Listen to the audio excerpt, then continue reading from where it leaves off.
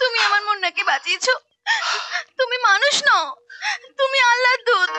কমাল করে দিয়েছো গুরু, ভগবানও ফেল আছে। আমি তো ভাবলাম তুমিও টপকে গেলে। আমি না সামনে থেকে পুরো সিনটা দেখেছি। পুরো সিনটা দেখেছিস? হ্যাঁ, পুরো সিনটাই তো দেখেছি। আমাকে পেছন থেকে ধাক্কাটা কে মেরেছিল? তোমার ঠিক পেছনে ছিল বিশু। তুমি পড়ে যাওয়ার পরে না ওকে আর দেখতে পাইনি।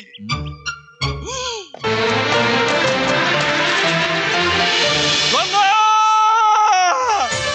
এই গঙ্গা! গঙ্গা! কি হয়েছে? এই তো আমি এখানে। চিৎকার করে কানের মাথা কাটছিস কেন? গঙ্গা আমায় বাঁচা গঙ্গা। কি করেছিস বল? আরে বল কি করেছিস? আমি না হ্যাঁ গুরুকে হ্যাঁ ধাক্কা মেরে কুয়ে ফেলে দিয়েছি।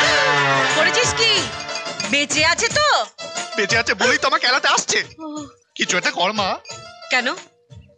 দেখ, আমি মরে গেলে তো একটা খদ্দের মরে যাবে, আর খদ্দের হলো লক্ষ্মী। লক্ষ্মীকে বাঁচানো তোর কর্তব্য কিনা বল? হ্যাঁ, কিছু কর। তাহলে লুকিয়ে পড়। হ্যাঁ বেসু!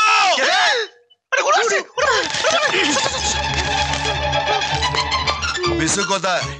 কে বিশু? হ্যাঁ গো, তোমাদের মধ্যে বিশু নামে কেউ আছে নাকি গো? হেভি দিচ্ছিস, চালিয়ে যা। না, এই নামে আশ্রমে কেউ আসে না। আসলে খাতায় নাম থাকতো। আচ্ছা, এ গালে ও গালে দু গালে এমন ছাড়বো না। বিশু কেন, বিশুর বাবার নামও খাতায় উঠে আসবে। ওই গুরু, বাপ তুলে কথা বলবে না, খুব খারাপ হয়ে যাবে বলে দিচ্ছি। এই উঠলি কেন? গুরু, গুরু, ওর গায়ে হাত দেবে না বলে দিচ্ছি। ও কিন্তু আমার খদ্দের। খদ্দেরের কিছু হলে না তোমার কিন্তু হাই লাগবে। তোর খদ্দেরের গুষ্টির কাঁথায় আগুন।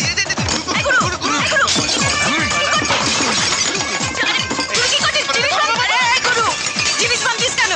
বাপ কামাল হ্যাঁ ক্যা?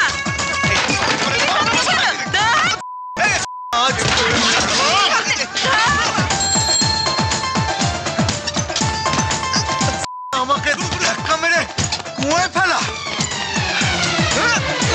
তোকে আজ ছাড়বো না। গুরু গুরু ছেড়ে দাও, ছেড়ে দাও।